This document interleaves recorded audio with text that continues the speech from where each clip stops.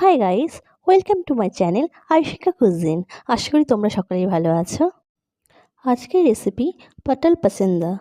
এর জন্য প্রথমে আমি কয়েকটি পটল খোসা ছাড়িয়ে জলে ভাপিয়ে নিয়েছি। এরপর তেল গরম করে বেসন, চালের গুঁড়ো, লবণ, হলুদ দিয়ে একটা ব্যাটার বানিয়ে ওর মধ্যে চুবিয়ে নিয়ে আমি পটলগুলোকে ফ্রাই করে নিয়েছি।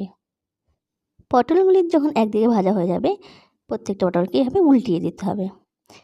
দুই দিকেই উল্টে পাল্টে ভালো মতন ভেজে নিতে হবে। এই রেসিপিটা খেতে কিন্তু খুব সুস্বাদু। তোমার বাড়িতে একবার ট্রাই করে দেখবে, সত্যি ভীষণ ভীষণ ভালো লাগবে। এইবার আমার পটল ভাজাগুলো হয়ে গেছে, এবার আমি উঠিয়ে নিচ্ছি। এরপর কড়াইয়ে আমি তেজপাতা, শুকনো লঙ্কা ও জিরা ফোড়ন দিয়ে দিলাম। আদা, জিরে ও লঙ্কা বাটা এর মধ্যে অ্যাড করব।